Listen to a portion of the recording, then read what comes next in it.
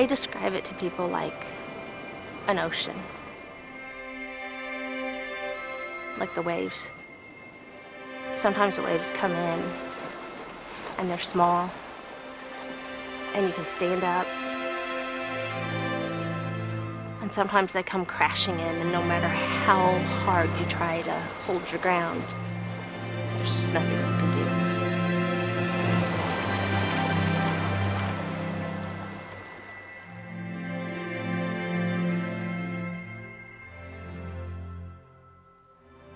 In early June, I went to Tipton to do a story about Chad Stover, a football player from the town.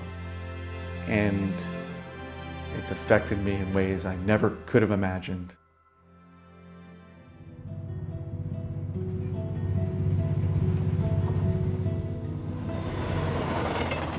In Tipton, Missouri, football is king. It's a small ag town. You know, everybody knows everybody. In a small community like this, football players are also your basketball and your baseball players for the most part.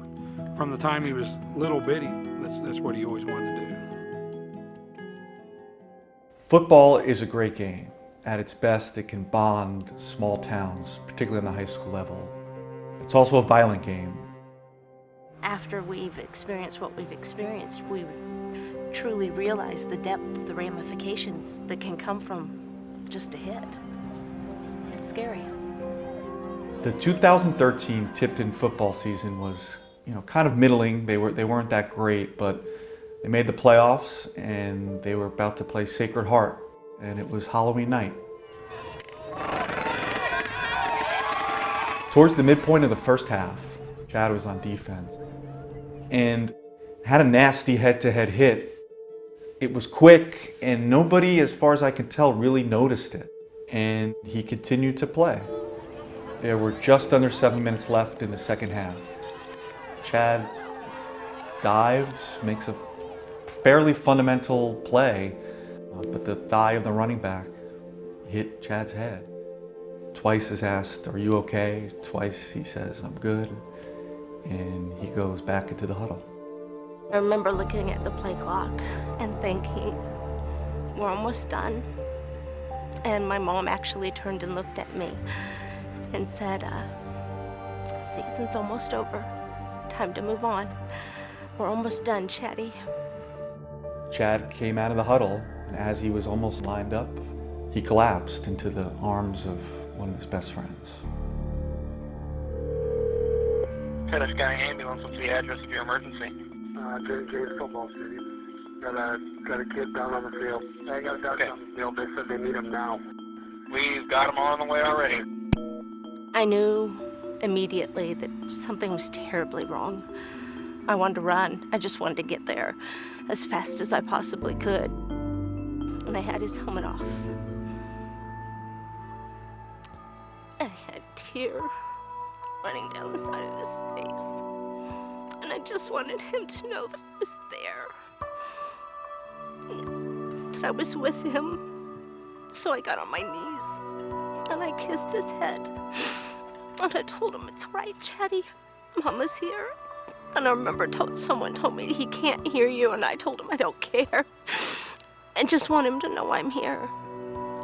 And I stayed right there with him. Chad was airlifted to the trauma center at the University of Missouri. He fought for 2 weeks, little signs of hope here and there, but his condition never really improved. So after 2 weeks in the hospital, Chad Stover passed away. He was 17 years old.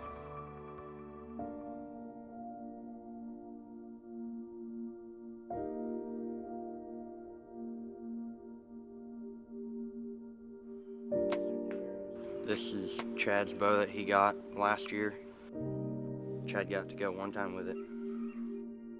We spend a lot of time with each other now, knowing how valuable the time is and what memories we can make. We try to make them now.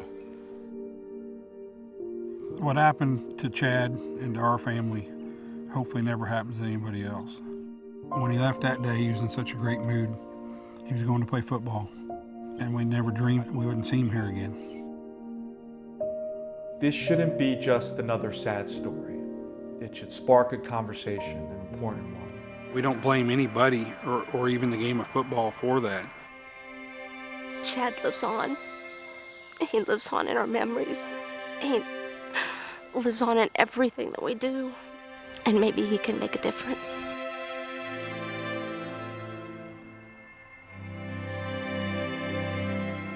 At the top, the NFL is more popular than it's ever been. But on the youth level, we're seeing declines in participation. People, parents, kids are afraid about concussions and safety risks in football. The big question is going forward, if precautions aren't taken 20, 30, 40 years from now, who's going to be playing this game? Will we still have Friday Night Lights?